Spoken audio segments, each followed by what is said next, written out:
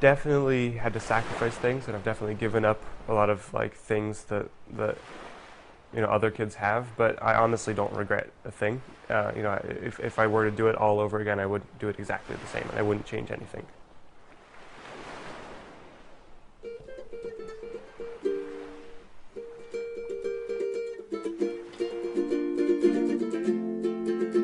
So if you go back, 4.5 years ago, I was pretty much a normal kid. I went to school every day. I went home and I did homework and I played video games. I liked learning and I enjoyed doing that, but there was nothing I really cared about.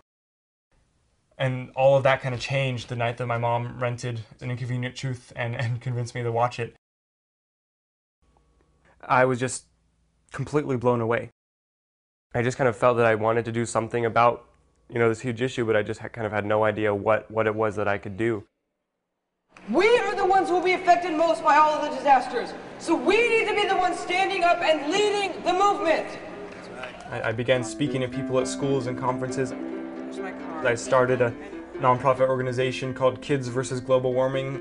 And when I was 13, I did this project called SLAP, which stands for Sea Level Awareness Project. It's a fact that if we keep burning fossil fuels at the rate we are now, we would be underwater right here.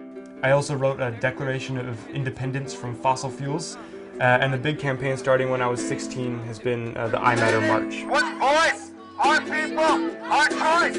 One planet, one voice, our people, our choice. I've just kind of been realizing lately that for the first few years of doing this work, there just seemed like there was something missing. The actual urgency of the issue was just kind of not real to me.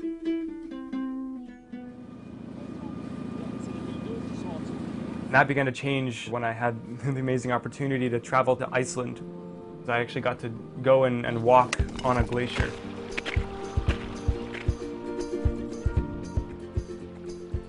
It was really one of the most powerful experiences of my life.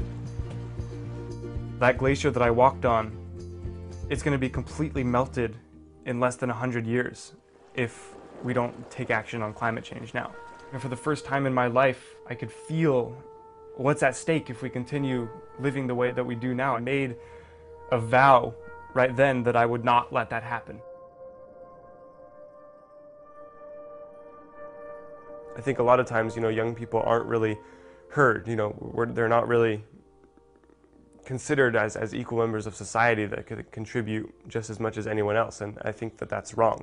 I've read books, I've talked to scientists, I've spent 4 years thinking about this, and I believe that we still have a chance to avoid the worst effects of this problem. If we want to solve climate change, we need to transition to a mindset of sustainability. I believe that our leaders have it in them. We're asking the courts to stand up and do the brave thing on behalf of their children and grandchildren, our entire generation, because our government has legal responsibility to protect the atmosphere for future generations.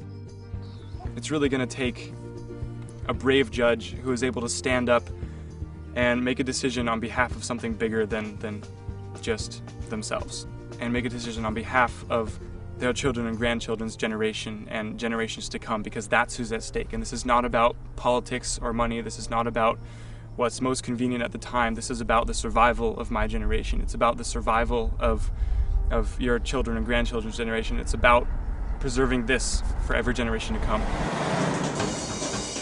My name is Alec Lures. I play the guitar and a bunch of other instruments. I really would love to study philosophy, psychology, sociology kind of things, like study of how cultures and how minds and how people think. I'm 17 years old and I'm a climate change activist.